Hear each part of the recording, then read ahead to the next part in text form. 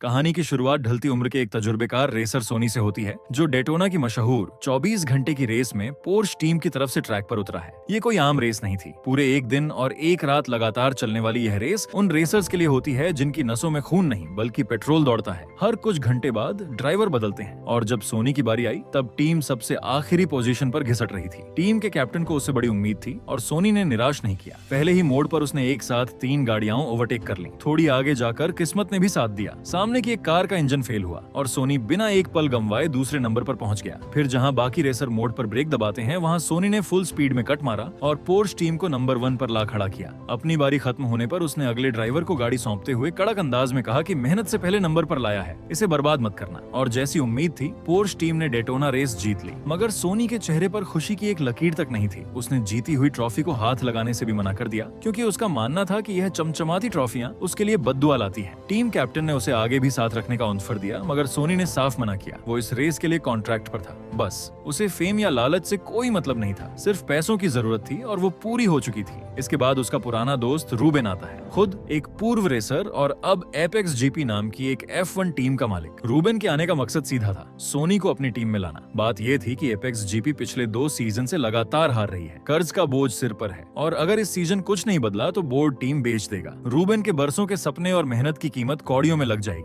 सोनी ने पहले कोई दिलचस्पी नहीं दिखाई तो रूबेन ने सीधे दिल पर वार किया। बोला कि अपनी हालत देखो, आवारा घूम रहे हो, घर नहीं, परिवार नहीं, बीवी बच्चे छोड़ गए और एक पुरानी खटारा वैन के सिवा कुछ नहीं बचा। फिर उसने फ्लाइट का टिकट थमाया और कहा, मैं इंतजार करूंगा। कहानी अब एपेक्स जीपी के ट्रैक पर शिफ्ट होती है, जहां F1 की दुनिया चलती है। ये सिर्फ स्पीड का खेल नहीं है, यहाँ तकनीक, हवा का दबाव और 1 सेकंड के 100वें हिस्से की कीमत भी मायने रखती है। टीम में फिलहाल सिर्फ एक रेसर बचा था, जोशुआ। बाकी सब डूबती नया देखकर भाग गए थे।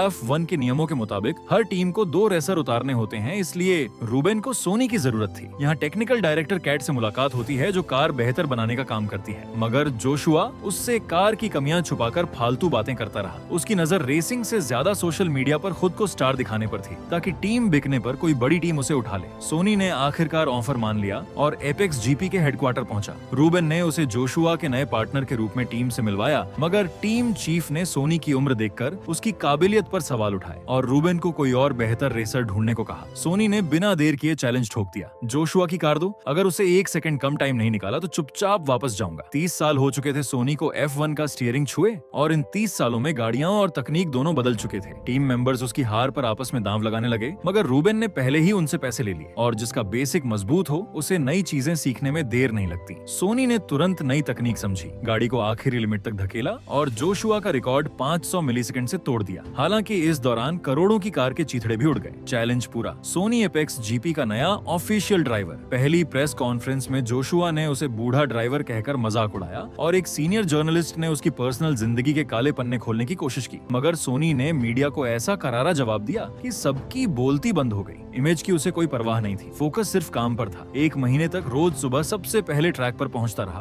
उसकी लगन देखकर पूरी टीम हैरान थी। फिर वो दिन आया जिसका इंतजार था, British Grand Prix, Silverstone. Sonny पहली बार एपेक्स जीपी की जर्सी पहनकर ट्रैक पर उतरने वाला था और रूबेन ने रेस से पहले उसकी मुलाकात टीम के सबसे बड़े इन्वेस्टर पीटर से करवाई। ब्रिटिश ग्रैंड प्रिक्स से पहले वार्म अप लैप के दौरान सोनी ने सबको चौंका दिया। जब बाकी सभी गाड़ियां ट्रैक पर दौड़ रही थीं, सोनी ने अपनी कार स्टार्टिंग पॉइंट पर ही रोक कर रखी। टीम मैनेजमेंट को लगा कार खराब हो गई, मगर यह सोनी की एक सोची समझी चाल थी। वो अपने टायर्स को सही वक्त पर परफेक्ट तापमान पर रखना चाहता था। तरकीब काम आई और रेस शुरू होते ही उसकी कार गोली की रफ्तार से निकली और कई गाड़ियां पीछे छूट गईं। मगर legendary F1 racer Sergio Perez ने अपनी रेड बुल से सोनी को पीछे छोड़ दिया। 20 लैप बाद जोशुआ के टायर घिसे और वो पिट स्टॉप आया, मगर क्रू मेंबर के हाथ से टूल गिरा और हड़बड़ी में जोशुआ ने कार उसी के ऊपर से निकाल दी। थोड़ी देर बाद सोनी पिट स्टॉप आया तो हाइड्रोलिक जैक में खराबी आ गई। कीमती सेकंड बर्बाद हुए। जब सोनी ट्रैक पर लौटा तो वो जोशुआ के ठीक आगे था। होना तो यह चाहिए था कि दोनों मिलकर टीम को जिताते, मगर जोशुआ का ईगो बीच में आ गया। वो सोनी से आगे निकलने की जिद पर अड़ गया और दोनों आपस में ही लड़ने लगे। नतीजा ये हुआ कि दोनों में से कोई भी जीत नहीं पाया और टीम बुरी तरह हारी।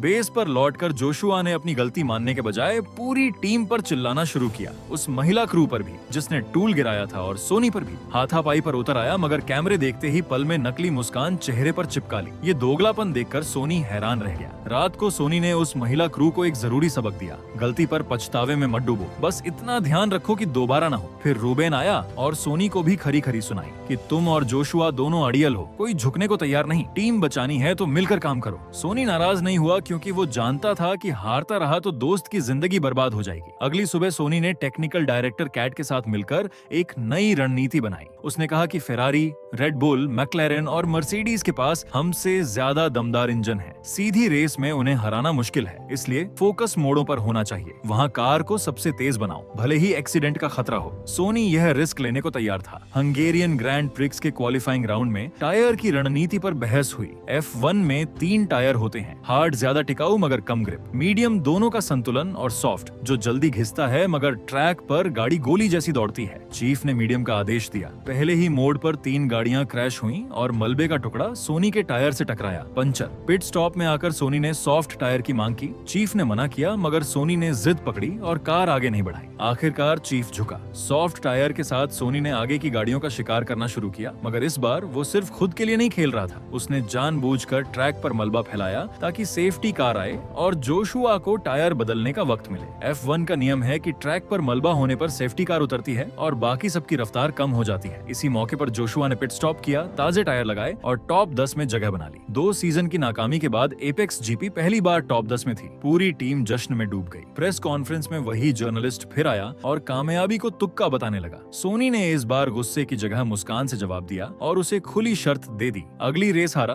तो पैसे उसके। इस शर्त के बाद सोनी ने सिमुलेटर पर पागलों की तरह प्रैक्टिस शुरू की। उसका निशाना अब सिर्फ टॉप 10 नहीं बल्कि नंबर 1 था। जोशुआ ने रात को सोनी के पुराने वीडियो देखे और पता चला कि यह कोई साधारण रेसर नहीं, F1 का अगला सुपरस्टार माना जाता था। मगर एक एक्सीडेंट में पार्टनर की जान जाते जाते बची थी, जिसके सदमे से सोनी रेसिंग की दुनिया से अचानक गायब हो गया था। इसी भेद को जानकर जोशुआ के खून में भी उबाल आया। अब अगला पड़ाव था इटली का ऐतिहासिक मोंजा ट्रैक, और रेस से पहले टीम चीफ की मुलाकात फेरारी और मैक्लेरन जैसी दिग्गज टीमों के मालिकों से हुई। मोंजा रेस से पहले जब बड़ी टीमों के मालिकों से एपेक्स जीपी के बारे में पूछा गया तो उन्होंने बड़े स्वैग से कहा कि हम सोचते ही नहीं, जिससे टीम चीफ का मन कड़वा हो गया। मगर सोनी के लिए यही जलन ईंधन बन गई। टीम की सीक्रेट ब्रीफिंग में उसने अपना असली मास्टर प्लान खोला। दुनिया मुझे लापरवाह और बदतमीज ड्राइवर समझती है, मैं इसी छवि का इस्तेमाल करके ट्रैक पर सबका ध्यान खींचूंगा और जोशुआ को नंबर 1 बनाऊंगा। रेस के 20वें लैप में जोशुआ 10वें नंबर पर था, जबकि सोनी जानबूझकर 11वें पर, ताकि पीछे आने वाले रेसर्स को आगे बढ़ने का रास्ता न मिले। पिट स्टॉप के वक्त सोनी ने एक और चाल चली, ऐसे मोड़ा कि टायर ब्लास्ट हो गया और कंकड़ पत्थर ट्रैक पर बिखर गए। जैसे ही बाकी ड्राइवर्स ने रफ्तार कम की, सोनी झटपट टायर बदलकर बाहर आ गया और सबको पीछे छोड़ दिया। फिर उसने अपनी कार इस तरह आड़ी तिरछी चलाई कि फेरारी और रेड बुल जैसी गाड़ियां भी जोशुआ को ओवरटेक नहीं कर पाई। सोनी के इस फौलादी डिफेंस की बदौलत जोशुआ 4थे नंबर पर पहुंच गया। 46वें लैप में बारिश ने सब पलट दिया। ट्रैक गीला और खतरनाक हो गया। जहां बाकी टीमें टायर बदलने पिट स्टॉप भागी, वहां सोनी और जोशुआ ने जान जोखिम में डालकर दौड़ जारी रखी और दूसरे तीसरे नंबर पर आ गए। अब बस रेड बुल की कार आगे थी। सोनी ने वॉकी टॉकी पर जोशुआ को समझाया कि मोड़ खत्म होने के बाद ओवरटेक करना, मगर जोशुआ की जिद ने बाजी पलट दी। उसने मोड़ पर ही कार आगे निकाली और भीषण क्रैश हो गई। सोनी बिना एक पल सोचे आग की लपटों में कूद गया और जोशुआ को बाहर खींच लाया। जोशुआ को मामूली चोटें आई। जोशुआ की मां ने सारा इल्जाम सोनी पर लगाया, मगर जोशुआ खुद जानता था कि गलती उसकी थी। वो सुनता रहा मगर कुछ नहीं बोला। प्रेस कॉन्फ्रेंस में रूबेन ने नए ड्राइवर का ऐलान किया क्योंकि जोशुआ को 6 महीने का बेड रेस्ट था। टीम मीटिंग में सोनी ने सभी के अंदर फिर से जीत का जज्बा भर दिया और कैट की तैयार की गई नई कार के साथ अगले रेस में एपेक्स जीपी ने धमाका किया। टीम का नाम पूरी दुनिया में गूंजा। 6 महीने बाद जोशुआ वापस लौटा। सबने स्वागत किया, मगर ट्रैक पर उसे पता चला कि फैंस अब सोनी के दीवाने हो चुके हैं। जलन ने फिर जन्म लिया और जोशुआ ने बचकानी हरकतें करते हुए अपनी ही टीम की रेस बर्बाद कर दी। रेस के बाद सोनी का पारा 7वें आसमान पर था। उसने सीधे जोशुआ की क्लास लगाई कि मैं खून पसीना बहाकर टीम को यहाँ लाया और तुमने सब मिट्टी में मिला दिया। दोनों के बढ़ते झगड़े को देखकर कैट ने एक तरकीब निकाली। दोनों को सीक्रेट डिनर पर बुलाया और आमने सामने बैठाया। यह आइडिया काम कर गया और दोनों ने दुश्मनी भुला दी। मगर तभी एक नई मुसीबत आई। F1 अथॉरिटी को शिकायत मिली कि सोनी और कैट की बनाई नई कार का डिजाइन गैरकानूनी पुरानी है और परमिशन नहीं ली गई, मतलब टीम में ही कोई गद्दार था। F1 ने उस डिजाइन पर बैन लगा दिया और अब एपेक्स जीपी को पुरानी खटारा कार से उतरना था। अगले रेस के दिन सोनी अपना लकी ताश का पत्ता जेब में रखना भूल गया और पुरानी घटिया कार देखकर उसका मानसिक संतुलन बिगड़ गया। गुस्से और तनाव में उसने ट्रैक पर गाड़ी का कंट्रोल खो दिया और भयानक एक्सीडेंट हो गया। अस्पताल में जांच में पता चला कि सोनी की रीढ़ की हड्डी में पुरानी और गंभीर चोट है। इस हाल में रेस करना मौत को दावत देना था। रूबेन टूट गया। वो अपनी टीम बचाने के चक्कर में अपने सबसे पुराने दोस्त को खोना नहीं चाहता था। चिल्लाते हुए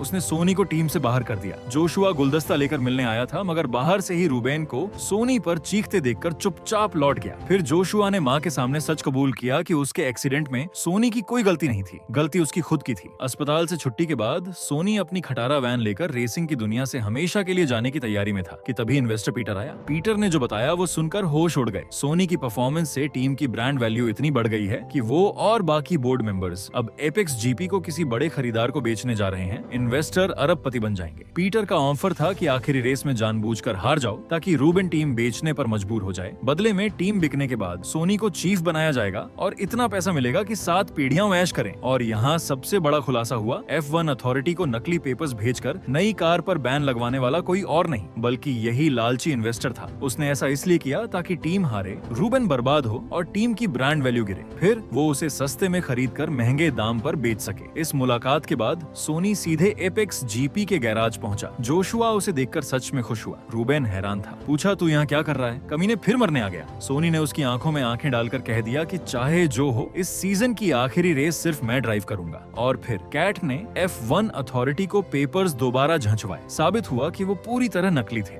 यानी फाइनल रेस के लिए नई कॉर्नरिंग कार को हरी झंडी मिल गई। अबू धाबी के ट्रैक पर इस सीजन की आखिरी रेस थी। पीटर ने सोनी को एपेक्स जीपी की जर्सी में देखा तो हैरान रह गया। सोनी ने उसे मैसेज में मिडिल फिंगर की इमोजी भेजकर करारा जवाब दे दिया। वो पूरी ईमानदारी से टीम के लिए लड़ने वाला था। वही जिद्दी जर्नलिस्ट फिर इंटरव्यू लेने आया। सोनी ने बात करने के बजाय सीधे उसे $50,000 कैश थमा दिए, शर्त पूरी की और बता दिया कि वो जुबान का पक्का है। रेस शुरू हुई। पहले लैप में जोशुआ 11वें पर और सोनी 22वें पर, सबसे पीछे। मगर नई कार का जादू चलते ही सोनी चीते की रफ्तार से आगे बढ़ा और एपेक्स जीपी 9वें नंबर पर आ गई। 25वें लैप में जोशुआ ने शानदार ड्राइविंग से पहला नंबर हासिल कर लिया, मगर तभी पिछला टायर पंचर हुआ और पिट स्टॉप जाना पड़ा। एपेक्स जीपी पहले से सीधे छठे पर आ गई। अब सारी उम्मीद सोनी पर थी, लेकिन उसका टायर भी घिस चुका था और पीछे से एक कार ने टक्कर मार दी। कार की हालत खराब थी और पिट स्टॉप तक पहुंचना मुश्किल लग रहा था, मगर सोनी ने हिम्मत नहीं हारी। किसी तरह पहुंचा और क्रू ने झटपट कार ठीक की। टाइम आउट के बाद सब दोबारा ग्रिड पर लगे। अब तस्वीर ये थी,